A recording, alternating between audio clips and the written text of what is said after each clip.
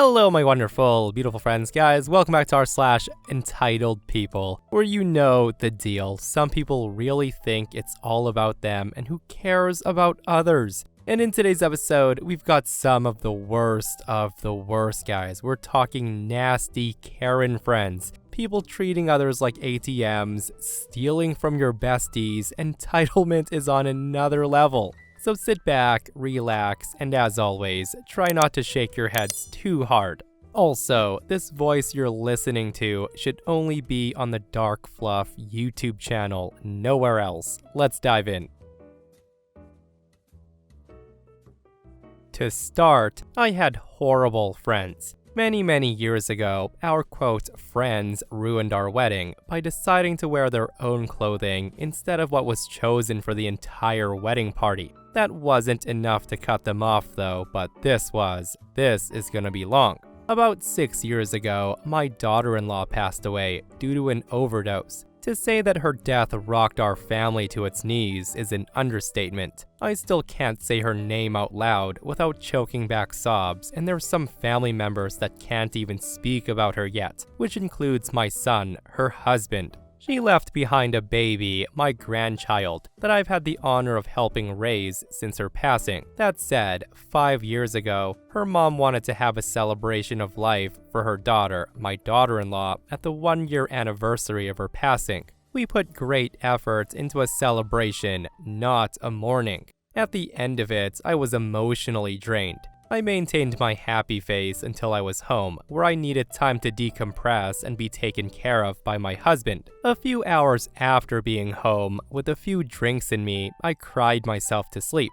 I slightly woke up when I heard my husband talking on the phone. I just heard him say, "No, I don't think she's up to it." A few minutes later, he repeats that, along with the reminder of what day it was and where we had been that early afternoon. After getting off the phone, he checks on me. He asked if I was hungry yet, but to go back to sleep. Now, I don't know how long it was. I went to lay down in my bed instead of the couch. I was deep asleep when someone yanks the blanket off of me, scaring me awake, and told me to get my lazy butt out of bed. And I'm not gonna lie, I came up swinging. There stood my so-called best friend at the time. I of course asked her what the heck her problem was, and at that, she smirked and she said, "Get your ass in gear. We're going to the local bar to hear this band. No excuses." I just shake my head and I said, "I can't. I'm done for the day. I have no more in me today." I said to her, "I've smiled and played nice all day," when in the back of my mind, all I could hear was an endless loop of the phone call telling me my daughter-in-law had passed. Hearing me say that, she says, "Oh my God, everyone wants to go, so move it." I respond, "No, really, I'm not up to being around more people. I can't take another crowd. My head hurts from the stress, and I'm not up to loud music and bar noise." She then says to me, "You're being so selfish. We all want to go, and you're holding us up. I'm giving you 5 minutes, so get up and get dressed." I just say to her, "No, bye, the door's behind you." She then says to me, "You know, you really need to get over it. She's dead. She's gone. You can't bring her back, so what's the point in sulking and crying about it? As your best friend, you need this. Come to the bar." I respond to that and say, "Don't you think I know that? But I've spent the last year being the rock for everyone. I'm taking tonight for me, and I'm gonna cry for everything she's gonna miss out on." She then says, "Oh, boo-hoo, a druggie died. You're all better off without her anyways." Now, hearing that come out of her mouth, I lost it. She then goes on and says, "I said it. I've always disliked addicts, and you know it. Now quit pretending she was something she wasn't, and get yourself together and forget about her. Let's go partying." That's when I say to her, "Get out of my house. Don't you ever call me, text me, come here ever again. You need to get out now before I put you out." Of course, she puts up a fight and she says, "You know I'm right. You can't handle it." I'm not proud of this next part, but when she didn't immediately move, I grabbed her and I physically shoved her every few feet with her stumbling and trying to still talk to me. We hit the front door and I shoved her out as hard as I could and she landed on her butt. Our husbands were standing outside. My husband grabbed me to restrain me and hers helped her up. I just looked at her husband and I told him, "Get her away from me, she's never to come back here again." They then get into their car with her screaming at me that I know she was right, and one day I'll look back and appreciate her for trying to be a good friend. Not only that, but she was calling the police to have me arrested for assault, and she was suing me for any medical treatment she might need for her injuries. And yes, she did call the police. They heard my side of how she came into my bedroom, yanked my blanket off after telling my husband that she just wanted to check on me, and if I was still asleep, she would leave me alone. Her husband apologized to my husband, and I've told my husband that they can still hang out, but I won't ever have anything to do with her again. The husbands still get together to fish, shoot pool, do guy things, but she's not involved, and I'm not either. However, she did try to make an appearance and pretended like nothing ever happened a year later. We were outside when she pulled up. She gets out of the car and she asked if I was over my hissy fit about the junkie yet. I just shook my head and told her to leave, and she starts screaming at me. I don't even have a clue what she said because I went inside, closed the front door, and called the police and asked for an officer to come remove her from my property. They did, and I haven't heard from her since. Guys, say it with me. Good frickin' riddance, right? Like, on one hand, I do understand what OP's friend was trying to do, to get OP out and get her mind off things. But on the other hand, totally wrong way of going about it. And her calling the cops on OP some friend, right? Like, there's no coming back from that. That said though, I do love that despite all that drama, the husbands are still practically besties. Oh boy, I had no idea that people could be this unaware. My spouse's childhood friend announced a year ago that he was coming to visit and intended to stay with us. We tentatively said okay. This is someone whom my spouse rarely sees, as the friend lives out of the country. Recently, we found out that my mother requires significant medical procedures and she'll be hospitalized for a few days to a week and recovering with us after, as it's easier for me to take care of her if she's at our home. More space, all that stuff. This procedure falls smack dab into the middle of my spouse's friend's trip. So I told my spouse to tell their friend about the circumstances, that this would severely impact any sightseeing plans we had, and I would be out for the duration of the trip between work and taking care of my mom. That said, my spouse's friend, despite driving for many years, did not want to drive while here, as car rentals are expensive. That of course meant that we were to drive this friend around. Now, I had hoped that like most normal people, the friend would pick up on the fact that this wasn't a good time to visit us and make alternate arrangements, such as drive their own car. But instead, they said, well, as long as I get to see X while I'm here, I'm fine. I should probably mention that my spouse is a very new driver. They just got their license a month ago and has little experience driving freeways. Said friend arrived on Monday, and since then, number 1, expected to be picked up from the airport, which is a 2-hour drive each way. Number 2, didn't offer gas money, nor is willing to give gas money to my spouse for driving all that way. Number 3, expects to be driven to sightsee each day, and again, won't offer gas money or pay for anything. Number 4, when in our house, this person has the TV up loud in the one room I enjoy hanging out in. Number 5, this person doesn't pick up after themselves. Number 6, this person has not offered to pay for a single meal. Number 7, they don't even pay for their own meals and drinks. They think they have free reign of our pantry, so now we're paying to feed another adult. I should also mention that this friend has money, so it's not even a case of not having money. Number 8. When taken to sightsee, this friend never says thank you and even complained about the one place my spouse took them to. Number 9. This person takes long showers, up to 45 minutes, without even asking if we need the bathroom before. Number 10. They don't offer to help with anything in the house. Number 11. This friend is a total social drain to be around and only wants to talk about themselves and their thoughts and complaints. Number 12. This friend has not once said thank you to us for hosting or driving or paying for their meals. And lastly, this friend is staying for 13 days total, all with us, all with the expectation of us driving them and accommodating them this whole time. I have social anxiety, and my spouse knows this, and I've had to give up my 2 favorite spaces in the whole house so this friend has a place to sleep and a place to hang out when they're not in the bedroom. I also work from home, and I had to relocate my work setup to another part of the house, which was and is a major inconvenience as work is crazy right now, and I'm having to balance taking care of my mom with that.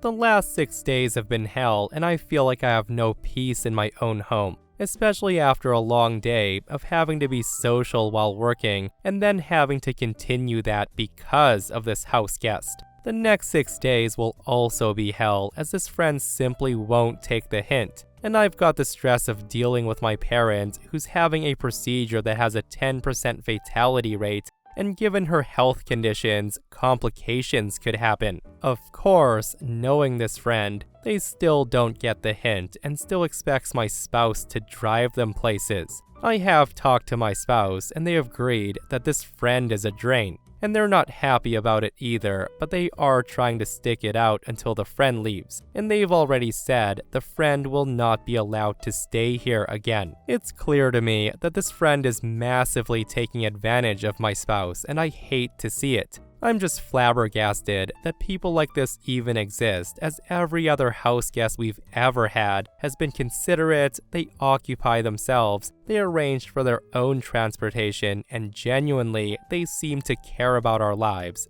as we care about theirs. This one friend is the most entitled person I've ever had the displeasure of meeting. Yeah, that was the first part of this post, guys, and I would agree that OP's spouse's friend is super duper entitled. And it does suck that OP's spouse is being dragged around like this and isn't standing up for themselves, or saying a darn thing about it.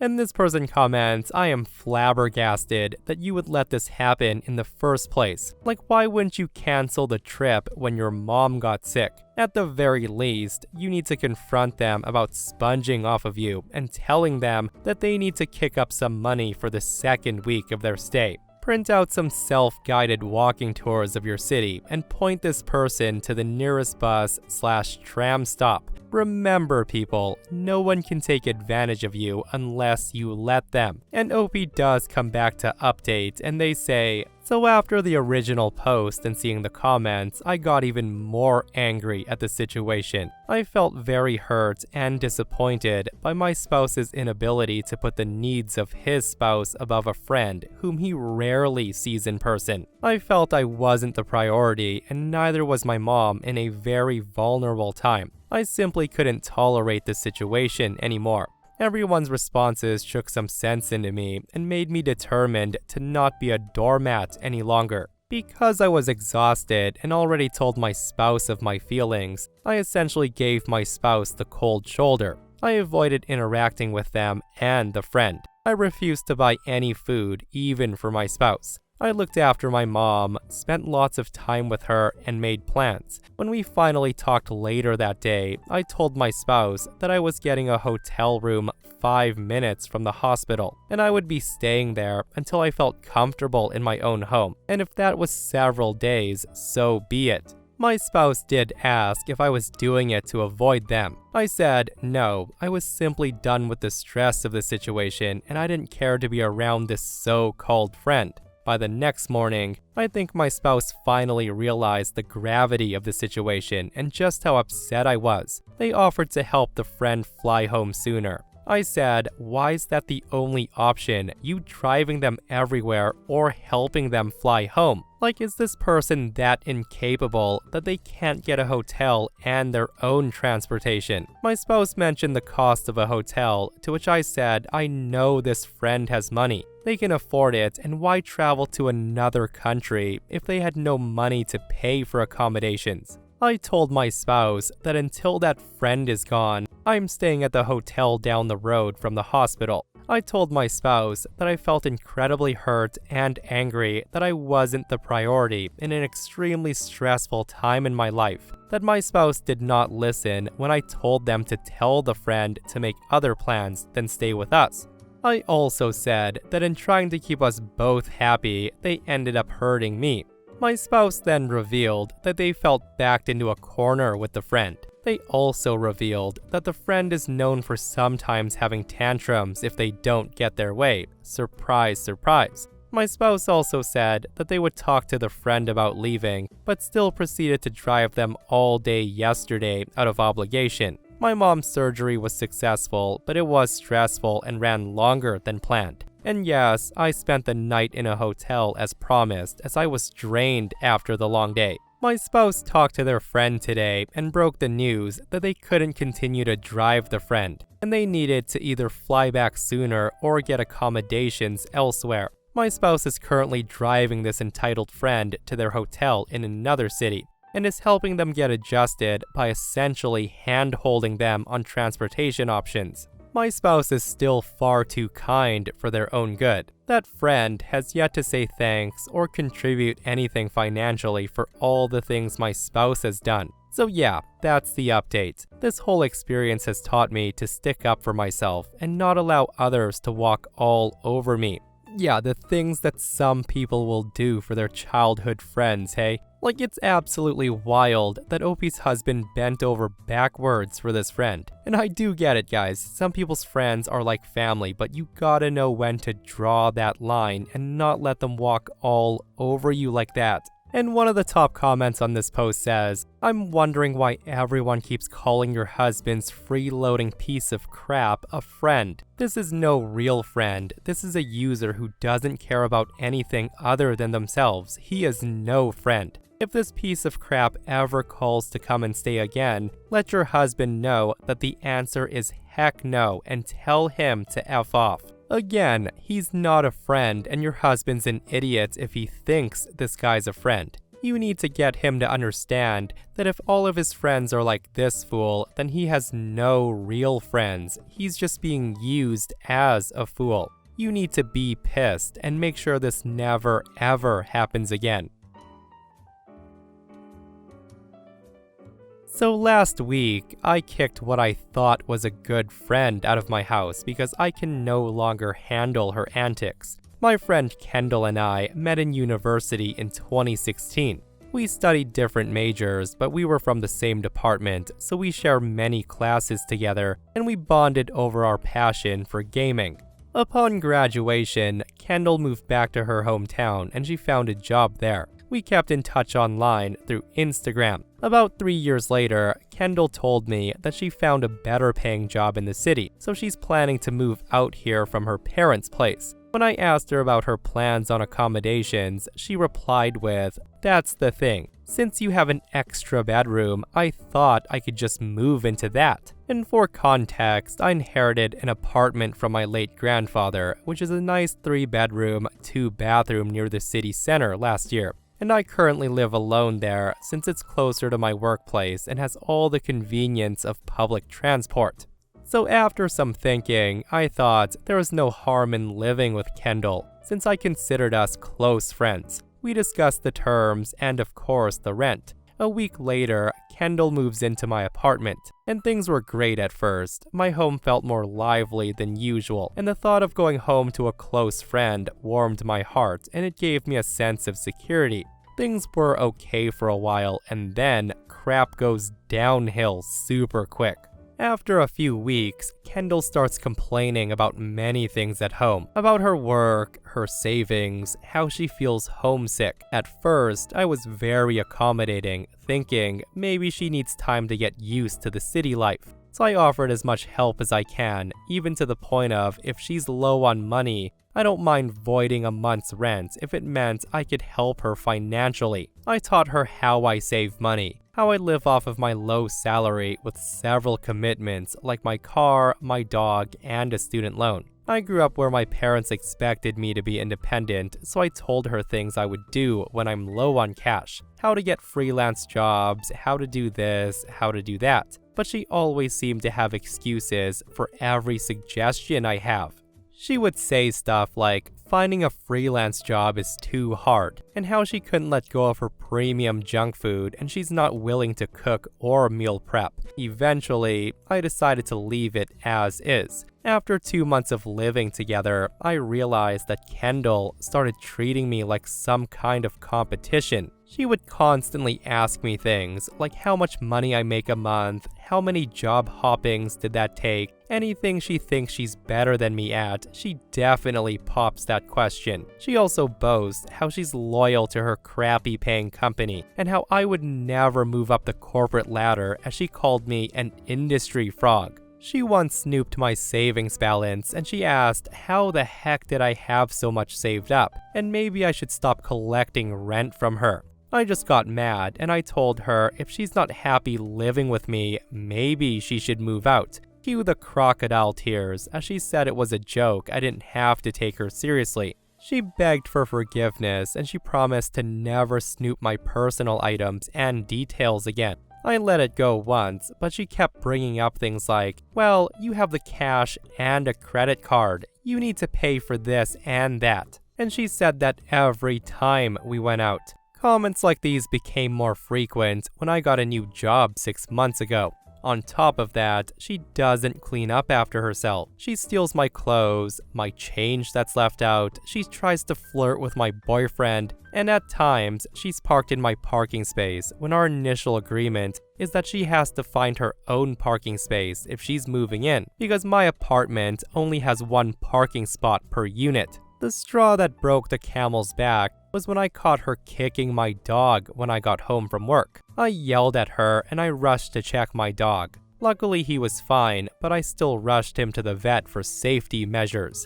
I got home and she sneered and said it was just a dog, and as a friend I shouldn't treat her like that. I just asked her why she kicked my dog and she didn't answer me. She just shrugged and tried to escape into her room. At this point, it was already about a year since Kendall moved in with me. I just lost my cool and I told her off, bringing up her problems and how I tried to be nice and accommodating. I then told her I'm giving her a week to move out, and that from now on, I'd rather we keep our relationship casual, or we don't ever talk at all.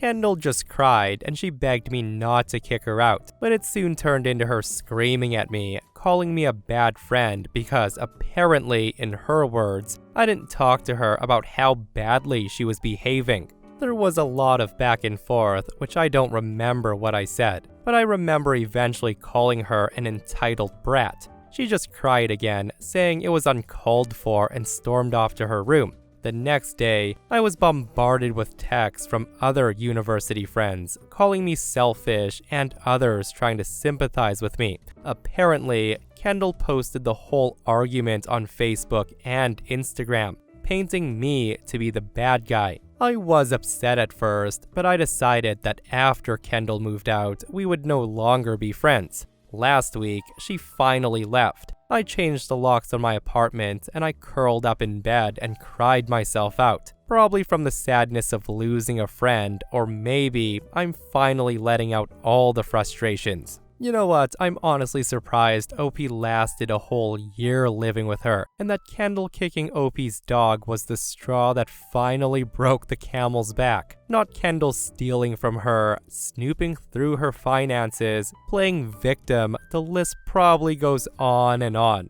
And if you thought Kendall was over the top, listen to this next post. So this one went from 0 to 100 pretty quickly.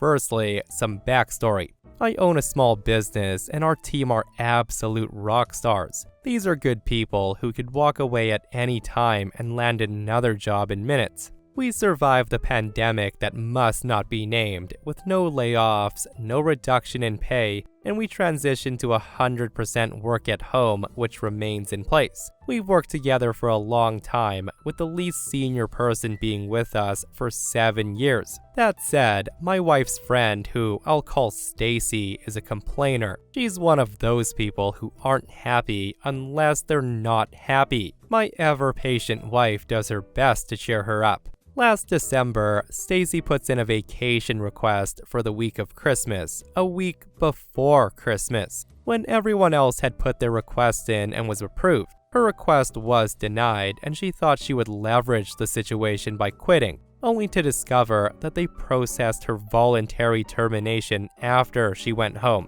It's now coming up mid-year and she's been out of work. She and the other friends were visiting last Sunday for one of my wife's wine and crafts nights among her friends. Making small talk in the kitchen, I asked her how her job search was going, and she said it was going poorly, and then she asked me for a job. And the thing is, I didn't mind the ask. You miss 100% of the shots you don't take. However, we're not hiring right now, and I told her as much. She then said, "You know I'm a hard worker, why not fire someone and hire me?" It did take me a second to process this before I explained that our staff's been together for almost a decade and I can't do that. To which she replied, "You're the owner, you can do anything you want, just fire someone so I can have a job." And I just thought to myself, no, because a BS move like that would destroy the trust of the team. I just apologized and I make a quick exit before the conversation could continue.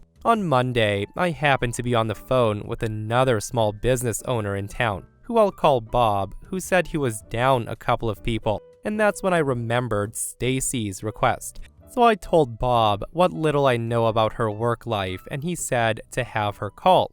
I told my wife, who passed it along to Stacy. Fast forward to today, and Bob calls me. He leads with, "How well do you know Stacy?" And I'll admit, I was a little nervous. I'm not looking to vouch for her, but I'm also not wanting to torpedo her opportunity. So I gave the best non-answer answer I could come up with. Bob then burst into laughter, explaining his interview with Stacy. It lasted less than 45 minutes because she kept trying to interview for the job that he didn't have available. She literally wanted him to get rid of one of his best staff members who's been with the company for 23 years so she could take that position. I just apologized and things are okay with Bob and I, but holy crap, did this go south quickly. The entitlement of some people knows no bounds, hey? I want that job, so fire that person so I can take their position. And guys, if I were in OP's shoes, I would be very curious as to how Stacy thought that interview went. Like, I would love to hear her side of her BS. And with that brings us to another end of our slash entitled people, guys. I hope you enjoyed today's stories. If you did, hit that thumbs up. And if you're not subscribed, consider subscribing so you don't miss these crazy stories. And if you missed yesterday's episode on the channel, it's an r/petty revenge episode where people are getting back at Karens, and oh my goodness, the stories are so satisfying. So go check it out if you haven't, and myself and Stevie Boy will see you guys in the next one. We love you.